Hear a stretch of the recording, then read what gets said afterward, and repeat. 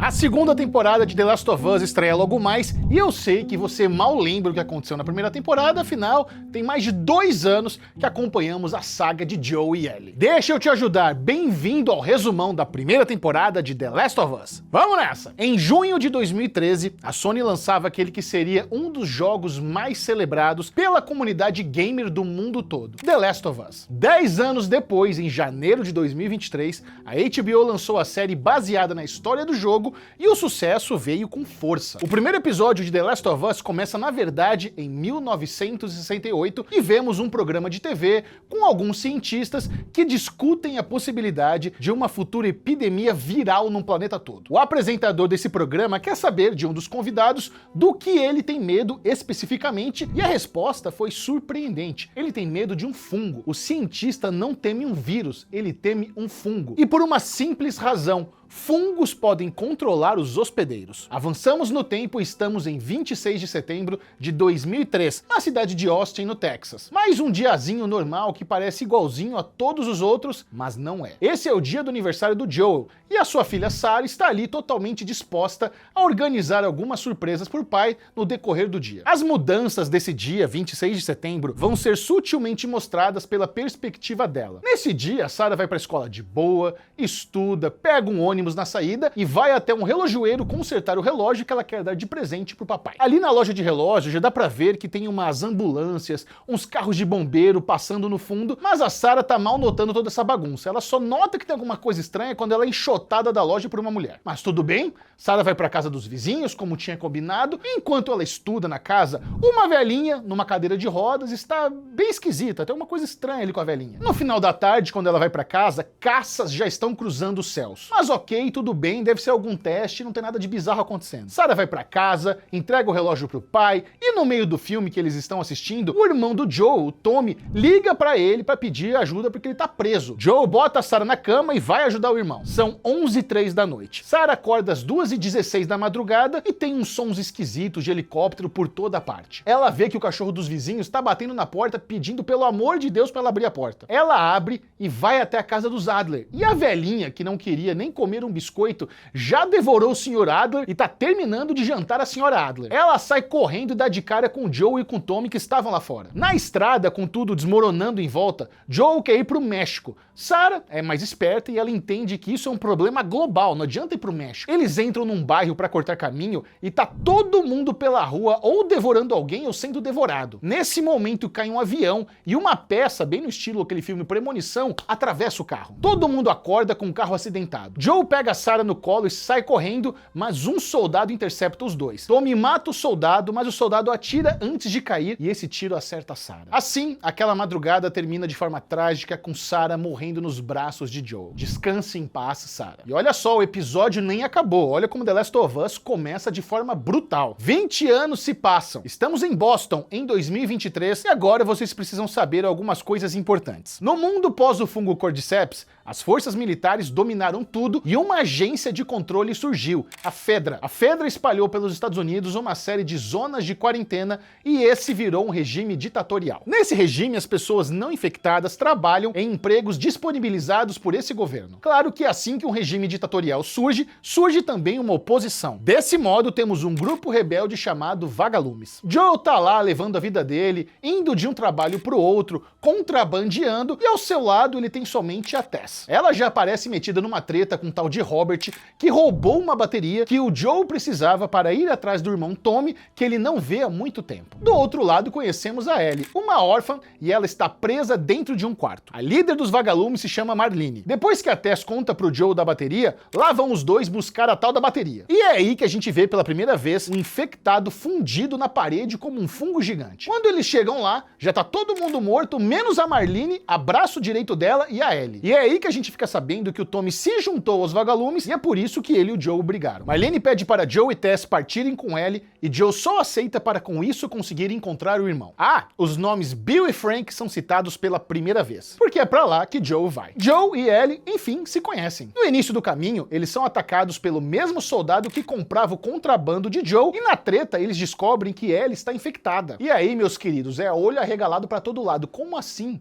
o que é essa marca no braço da menina? O segundo episódio começa com um flashback. Indonésia, 2003. Uma cientista é abordada num restaurante e levada para um laboratório. Lá ela descobre sobre o fungo e que ninguém sabe exatamente como a infecção começou. Os militares da Indonésia querem que ela desenvolva uma vacina, mas ela manda real logo de cara e isso é chocante. Não tem cura, não tem o que fazer. Voltamos para o presente e Joe e Tess não entendem como Ellie foi mordida e não se transformou. A Ellie manda um caosinho, manda uma mentirinha dizendo que entrou num shopping para ver como era e foi mordida. Aí a Marlene encontrou ela depois disso, fez uns testes e descobriu que ela é imune ao fungo. Os vagalumes querem então que ela seja usada como meio de conseguir uma cura. Quando eles seguem viagem, a gente tem uma noção bem grandiosa de como o mundo ficou depois da destruição promovida pela Fedra. Tess explica que os infectados se conectam entre si, como se o fungo formasse uma corrente elétrica hipersensível. É claro que ela fala isso porque vai dar ruim logo adiante e obviamente dá ruim. Eles entram em um museu para dar a volta e não só fazem muito barulho, como Joe acaba pisando na mão de um dos infectados. E como os infectados estão todos conectados, a gente já sabe onde isso vai dar. Eles tentam fugir de um infectado e surgem vários outros. Ellie é mordida de novo, mas se cura rapidamente. Tess não tem a mesma sorte. Joe e Ellie percebem que a Tess foi infectada, mas a Tess pede para que mesmo assim Joe continue a viagem. Joe e Ellie escapam, mas assistem o museu explodir depois que a Tess finalmente consegue fazer seu isqueiro funcionar. Descanse em paz, Tess. O episódio 3 começa a 16 km de Boston. Joe e Ellie estão caminhando pela estrada e entre uma cena legal e outra, como a Ellie vendo um avião pela primeira vez, Joe fala da teoria que talvez o fungo tenha sido espalhado pela comida. A contaminação teria ocorrido numa quinta-feira e na sexta noite tudo já tinha saído de controle. Os militares invadiram cidadezinhas uma semana depois e dizimaram a população, mesmo que ninguém estivesse infectado. Ellie olha para um vestido verde entre os corpos queimados e esse vestido verde nos leva até o passado novamente. Estamos em 30 de setembro de 2003 e vemos os militares evacuando um bairro. Depois que todos já esvaziaram a cidade, um homem chamado Bill sai do seu bunker. E ali ele começa a preparar sua casa e todo o bairro para sua permanência no apocalipse. Em 4 anos, sua vida está estabelecida e segura. Um dia, alguém cai na armadilha que Bill deixou do lado de fora da cerca. É um homem chamado Frank. Depois de implorar muito, Bill permite que Frank tome um banho e fique para uma refeição. Depois de comerem, Frank vê o piano e decide tocar uma canção. A canção se chama Long Long Time e fala sobre alguém que passou muitos anos amando alguém que nunca teve. Aquela canção ao piano faz com que os dois se beijem, e aqui eu preciso abrir um parêntese sobre esses atores. Murray Bartley e Nick Offerman ficaram responsáveis por uma das horas mais comoventes de toda a temporada. 2 fantásticos atores que protagonizaram o episódio mais comentado de The Last of Us. Saltamos para 2010, e os dois já estão juntos há 3 anos. Eles discutem porque Frank quer consertar as ruas em volta e ter uma sensação maior de normalidade. E é aí que Bill descobre que Frank tem falado com a Tess pelo rádio e logo Joe e ela estão almoçando com eles. Mas 3 anos se passam e em 2013 as trocas com Joe e Tess já estão constantes. Saqueadores aparecem e atiram em Bill. E a gente até pensa que isso vai acabar com a relação deles, mas outros 10 anos se passam e chegamos até 2023. Descobrimos que apesar de ser mais jovem, Frank é quem está doente. Eles tiveram uma vida plena, mas Frank não está em paz com a ideia de sofrer lentamente até o fim. Bill e Frank se despedem e dormem. Algum tempo depois, Ellie e Joe chegaram e já fica claro que ninguém mais está cuidando da casa ou do bairro. Eles entram na casa e encontram uma carta do Bill contando que ele tomou a decisão de partir junto com Frank. Bill deixa todas as coordenadas para que Joe aproveite e leve tudo o que puder. E também é a partir dessas palavras, as palavras de um homem solitário que finalmente deixou alguém mais se aproximar,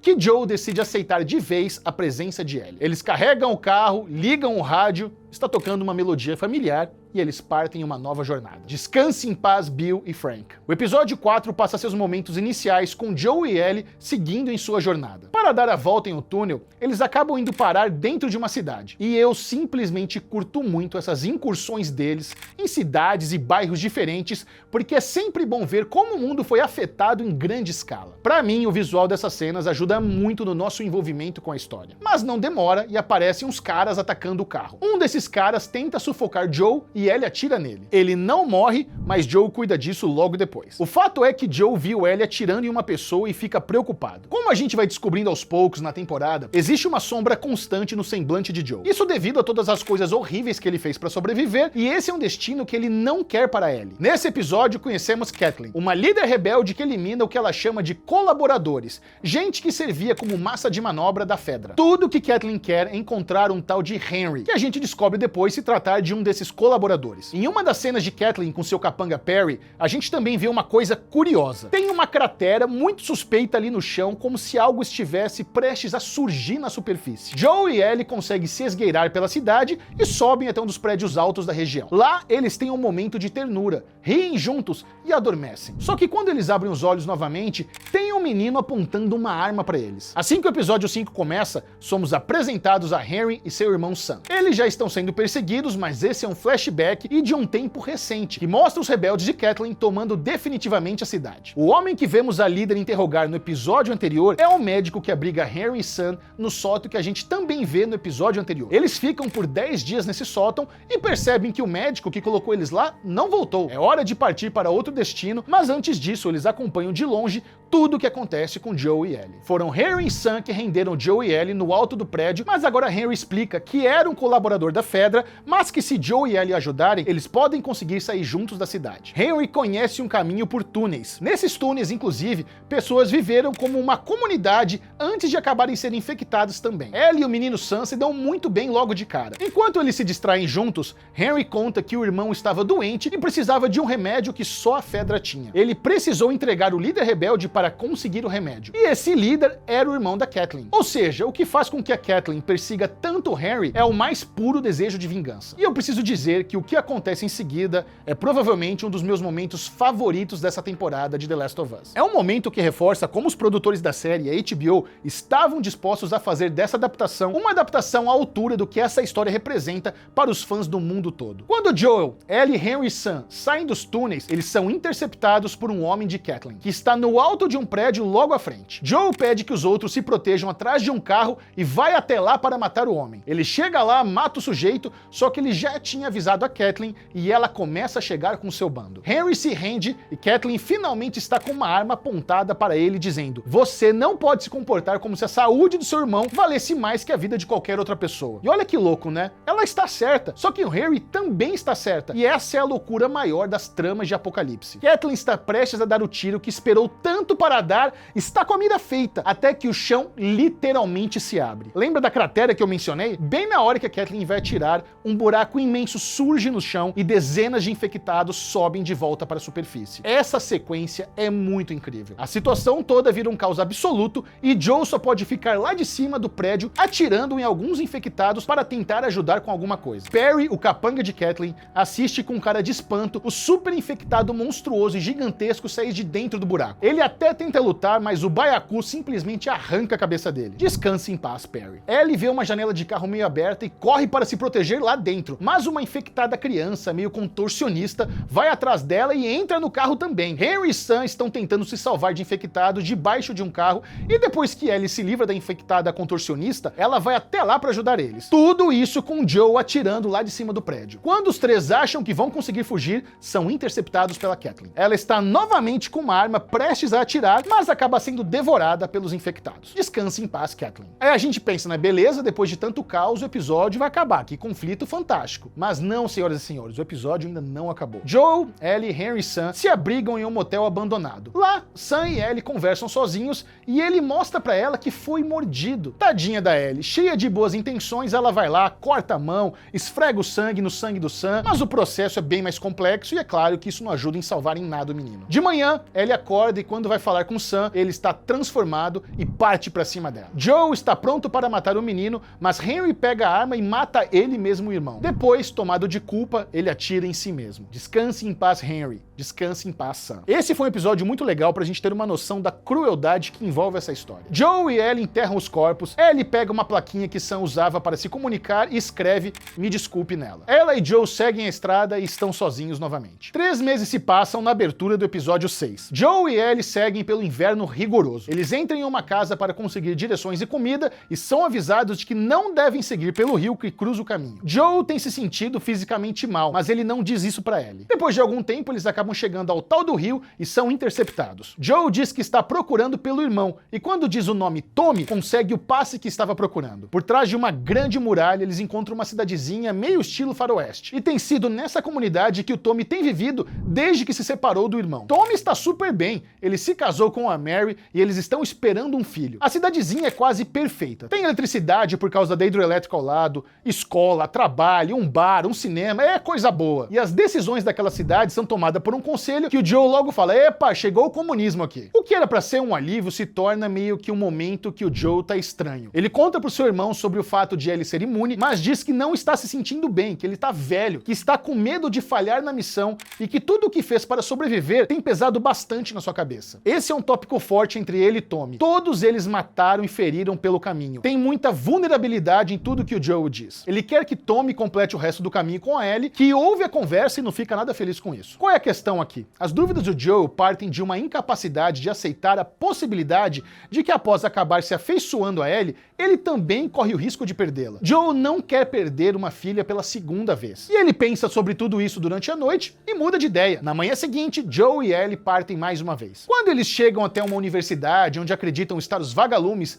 encontram o lugar abandonado. Um grupo de homens aparece e fere Joe na barriga antes de morrer. Eles conseguem fugir, mas depois de um certo tempo, Joe não aguenta e cai do cavalo. O episódio 7 é um imenso flashback e é também um dos meus episódios favoritos da temporada. Esse foi um capítulo feito para conhecermos melhor a vida que a Ellie estava levando antes de ser resgatada pelos vagalumes. Ellie vivia solitariamente numa escola, e isso a fez alvo constante de bullying, só que ela reage a esse bullying e vive sendo enviada para o capitão, que funciona como diretor do lugar. Em uma noite inesperada, Riley, a melhor amiga de Ellie, aparece depois de 3 semanas desaparecida. Riley conta que se uniu aos vagalumes e pede para que Ellie vá junto com ela. Ellie não está muito certa de que aquilo é a melhor coisa, mas a Riley então a convida para passarem a noite se divertindo num shopping abandonado perto dali. E aí ficamos sabendo que, ao contrário do que a Ellie disse no passado, ela não entrou sozinha naquele shopping no dia que foi mordida. Ela estava curtindo um ahá e é ao som de Take On Me que a gente acompanha toda a diversão das duas pelas lojas, pelos corredores e até no fliperama, onde Ellie tem a chance de jogar Mortal Kombat. Durante o tempo que elas passam juntas,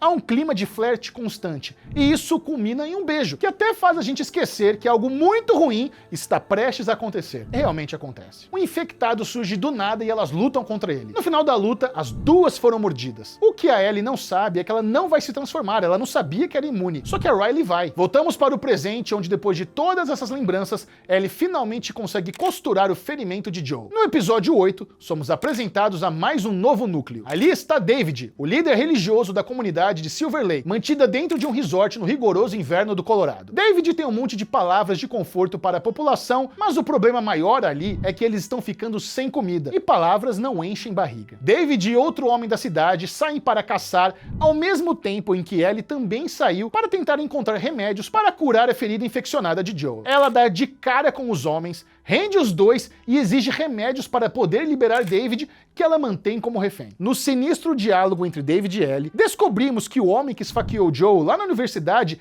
era membro da comunidade de Silver Lake e que David sabe muito bem que quem matou esse membro foi um homem que estava acompanhado de uma garotinha. O remédio chega e Ellie foge rapidamente depois de pegar. David volta para a comunidade e conta para todo mundo que já sabe onde está o assassino e vai atrás da menina. Eles querem que David mate a menina também, mas ele insiste que ela deve permanecer viva. Ellie percebe que eles estão vindo e pede para Joe se defender como puder. Ela acaba sendo capturada por David, mas Joe consegue se recuperar depois das doses do remédio e tortura sangue frio um dos homens que ele consegue capturar e mata os outros dois, mesmo depois de ter a informação que precisava. Ellie acorda numa cela e depois de um pouco lá de bate-papo furado com David, ela percebe uma orelha humana perto de onde ela estava. Ela vai juntando as peças e se dá conta de que os membros da comunidade Silver Lake estão canibalizando e jantando inimigos que encontram pelo caminho. É um troço meio maluco porque o David se comporta como se ela precisasse estar viva para se unir a ele na comunidade, mas é nesse diálogo final que ele deixa claro que ele quer possuir a Ellie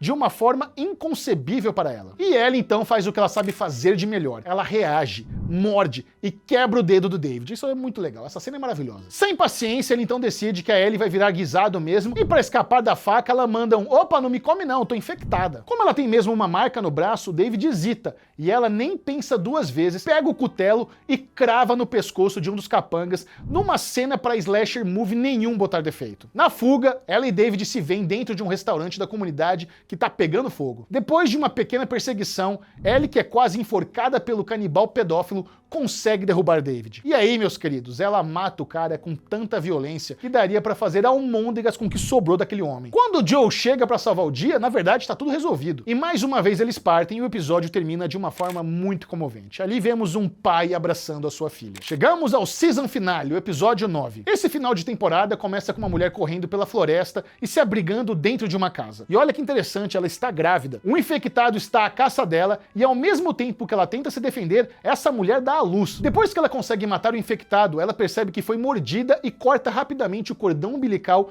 com medo de o fungo passar para a criança. Essa criança é a Ellie. Marlene aparece na mesma casa e encontra a mulher com Ellie no colo. A mulher garante que foi mordida depois de ter cortado o cordão umbilical, mas a gente sabe que é mentira. Marlene pega o bebê e depois de uma certa resistência, mata a mulher antes que ela se transforme. Voltamos ao presente e Joe é outra pessoa. Enquanto Ellie caminha com um semblante abatido, Joe é todo sorriso, todo conversinha. Os dois têm um momento muito bonito com as girafas e Joe faz um monólogo sobre seus sentimentos por Sarah. Esse é o momento que ele se abre completamente para Ellie. Ele está assumindo para si mesmo que se afeiçoou a Ellie e que a ama como amava a própria filha. Logo depois eles são capturados pela 1000ª vez na temporada. Joe acorda numa maca e a Marlene está ali na sala. Aqui nesse momento ela dá uma explicação importantíssima pra gente. O que aconteceu com a Ellie é o seguinte, ela cresceu com Cordyceps e isso fez com que o seu corpo emitisse um mensageiro químico que engana o fungo quando ela entra em contato com ele novamente. Isso provavelmente aconteceu quando o fungo passou para Ellie pelo cordão umbilical. Marlene informa a Joe que os médicos estão prestes a operar a Ellie. Eles vão retirar dela a célula que produz esse mensageiro químico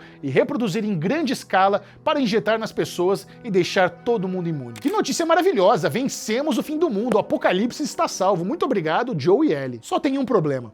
O Cordyceps fica alojado no cérebro, e para tirar ele da Ellie, eles vão ter que abrir a cabeça dela e ela vai morrer imediatamente, não tem como salvar a Ellie. E mais, a chance de uma vacina, na verdade, é tudo hipótese, não dá nem pra saber se vai funcionar. E Joe não aceita isso de forma nenhuma, ninguém vai matar sua filha. Ele reage e simplesmente reage. Ele vai matando absolutamente todo mundo que encontra pelo caminho, até o médico que poderia criar uma imunização contra o fungo. Ele mata e mata mais, ele só mata, ele não hesita. Ele toma sozinho a decisão de privar a humanidade de toda a vacina e ele nem mesmo parece preocupado com as repercussões disso. No final da chacina, Marlene o alcança no estacionamento e implora que ele deixe ela ser sacrificada por esse bem maior que é salvar a humanidade. Mas Joe está pouco se lixando e ele mata Marlene também. Descanse em paz, Marlene. O apogeu do egoísmo de Joe chega quando Ellie, que não viu nada disso acontecer, acorda dentro do carro. Ela pergunta o que aconteceu e ele mente na cara dura. Diz que os médicos não conseguiram resolver o problema, que saqueadores invadiram, que ele precisou salvar a menina e deixou todo mundo pra trás. Só que a Ellie tá desconfiada. Ela ouviu a história do Joe e ela meio que não acredita nisso. Aí ela decide contar que precisou matar a amiga Riley, porque dessa maneira ela estaria compartilhando uma grande verdade, um grande segredo sobre si, na esperança que o Joe faça o mesmo por ela. E então, confiando que existe respeito e lealdade entre os dois, depois de tudo que eles viveram, ela pede que ele jure que tudo que ele contou é verdade. E ele jura. E é assim que a primeira temporada de The Last of Us chegou ao fim. Já se inscreve aqui no canal para não perder as reviews da segunda temporada de The Last of Us e manda esse link pro amiguinho que adora a série e tem a memória fraca, tá bom? Dá like no vídeo. Beijo. Tchau.